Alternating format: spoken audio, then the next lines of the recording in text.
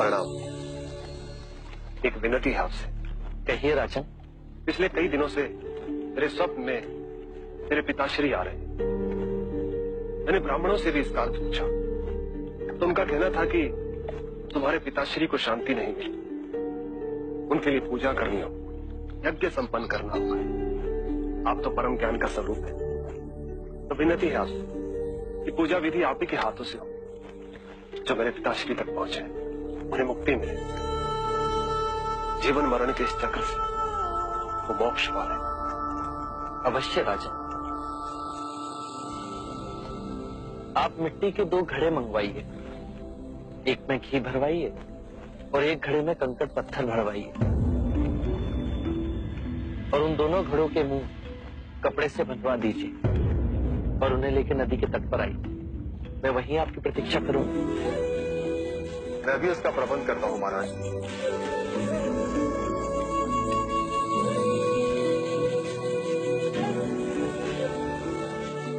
महाराज, अब आप इन दोनों घड़ों को पानी में डाल दीजिए।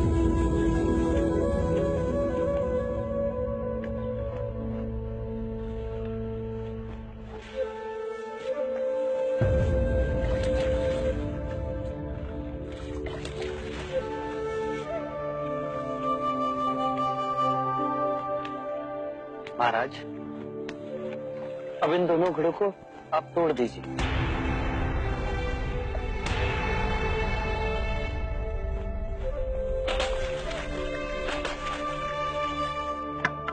महाराज, अब आप ध्यान से देखिए, घी ऊपर उठ पानी पर तैरने लगा।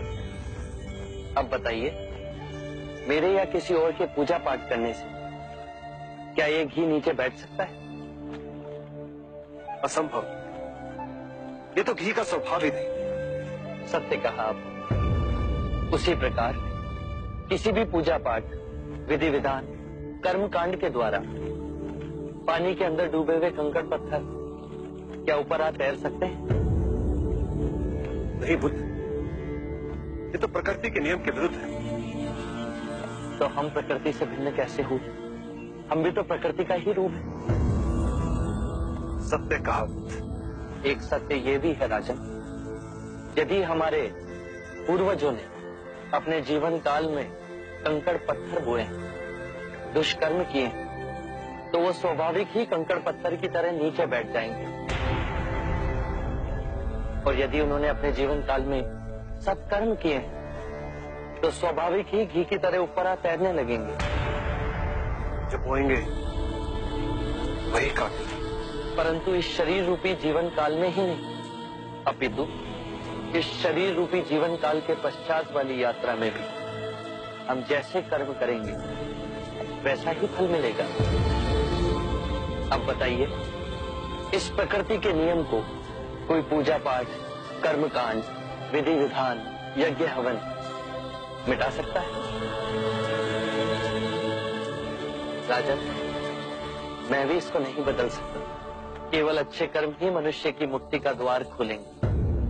ये कैसी तलवार है आपके हाथ में, जो एक क्षण में सारे झूठ काट केवल ज्ञान को प्रकाशित करती है। ना जाने कितने जन्मों और भटकता हूं यदि आपकी कृपा ना होती। इस एक क्षण में आपने अपनी अदृश्य तलवार से मेरे अहंकार का सर भी काट दिया। धन्य है प्रभु।